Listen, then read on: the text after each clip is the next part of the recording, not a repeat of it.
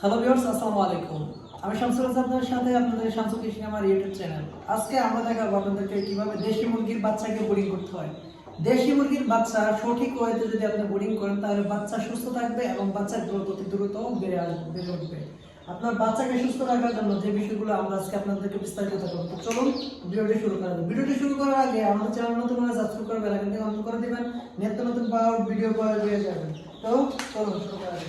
আমরা নিয়ে নিয়েছি কিছু ক্যালেন্ডার, যদি পেপার থাকে পেপারটা দেওয়া বেস্ট, কারণ পেপারটা হচ্ছে আপনার পানিটা টেনে নিতে পারে, কিন্তু ক্যালেন্ডার পানিটা টেনে নিতে পারবে না। এখন যেহেতু আমাদের কাছে নাই, আমরা কাউকে নিয়ে আসবো ইনশাল্লাহ।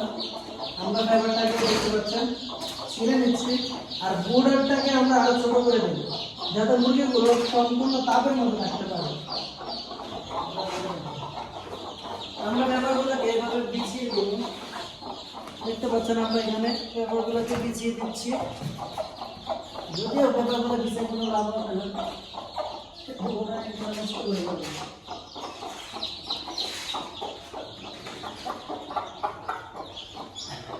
তো আপনারা দেশি মুরগির গুড়ানোর সাথে আপনি কিন্তু চাইলে মা মুরগিও দিয়ে দিতে পারেন, কারণ মা মুরগি দিলে হচ্ছে আপনার আর্দ্রতাটা নিয়ন্ত্রণে থাকবে।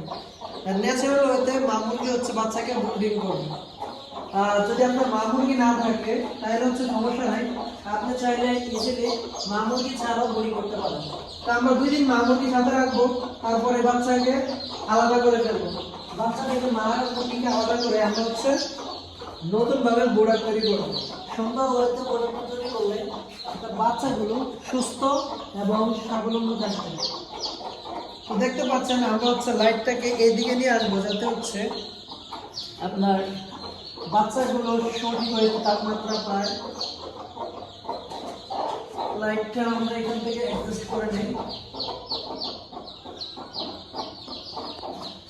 এখান থেকে যদি অ্যাডজাস্ট করা যেতেছে।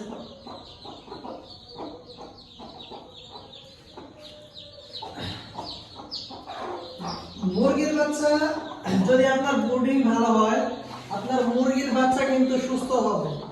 মুরগির বাচ্চাকে সুস্থ রাখার জন্য ব্রিডিংটা যে কতটা ইম্পর্টেন্ট, আমরা যারা এই যে গ্রাম অঞ্চলে মা বোনরা 2-4টা মুরগি পালন করে, 2-4টা মুরগি বাচ্চা দিতায় 10-12টা ডিম দিয়ে, তাদের বাচ্চা দেখা যায় 2 দিন পরে ঝিমায়, ঠান্ডা ছেড়ে দেয়, পড়ে যায়, কাঠ ছিল নিয়ে যায়।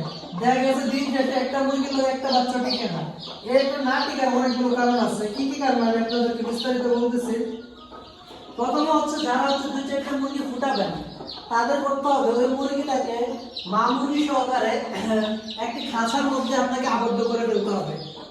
আপনি যখন খাঁচার মধ্যে আবদ্ধ করে ফেলবেন, ওই মুরগিটা কিন্তু চিল কাক বা যেই প্রাণীগুলো আক্রমণ করে ওইগুলো থেকে কিন্তু মুরগিটা সেফ থাকবে। এটা হচ্ছে প্রথম লাভ আপনার।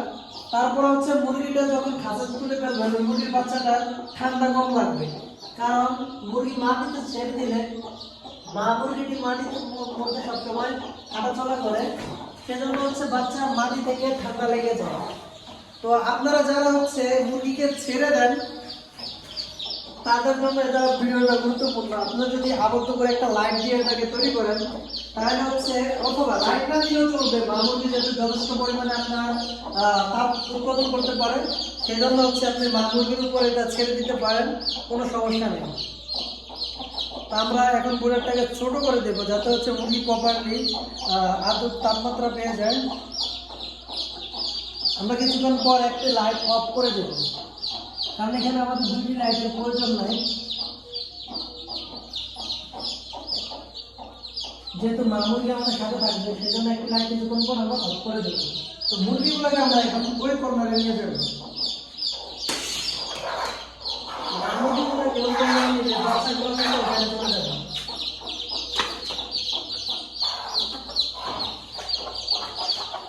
মুরগি অবশ্যই আপনি দেশি মুরগির বাচ্চা কখনো ছেড়ে পারবেন না। সেটা যদি আপনি পারেন, মুরগিতে আপনি কোনোভাবে লাভবান হবেন না। আপনাকে অবশ্যই আবদ্ধভাবে জন্য চালাতে হবে, খাঁচাতে হোক বা একটা রুমে হোক। যেভাবে হচ্ছে আপনি আবদ্ধভাবে যদি পারেন, দেখেন এই মুরগিটা ঝিমাচ্ছে, এখন যদি ও মাটি পাড়ায়, ওর পা দেখবেন ঠান্ডায়, দেখেন ওর পা কিন্তু মোটামুটি গরম আছে, সেজন্য মুরগিটা সুস্থ স্বাবলম্বী হয়ে যাবে কয়েকদিনের মধ্যেই। কালকে দেখবেন ইনশাআল্লাহ আমার বাচ্চাগুলো খুবই চঞ্চল হবে, কারণ এখন তাদেরকে প্রপারলি আমরা তাপমাত্রা দিচ্ছি। তাপমাত্রা যদি মুরগির কম হয়ে যায় তাহলে মুরগি কিন্তু সমস্যা হবে। 2 দিন পর আমরা হচ্ছে বাচ্চাগুলোকে যেতে এখন দুর্বল আছে সেজন্য এখন হচ্ছে আমরা টিকা দেবো না। টিকাটা হচ্ছে আমরা 2 দিন পরে দেবো ভ্যাকসিনটা, যাতে হচ্ছে বাচ্চাটা যখন সুস্থ হবে। এখন যদি আমরা এটাকে টিকা দিতে যাই তাহলে বাচ্চাটা কিন্তু হিসেবে বিপরীত হয়ে বাচ্চাটা দুর্বল হয়ে মারা যাবে। তো আমাদের এটা কিন্তু লক্ষ্য রাখতে হবে। তো আমরা এখন বাচ্চাগুলোকে বোর্ডিংটা ছোট করে দিচ্ছি। কি বলে ওটা গায়ে দিয়ে দিচ্ছি। খা ঘুমা।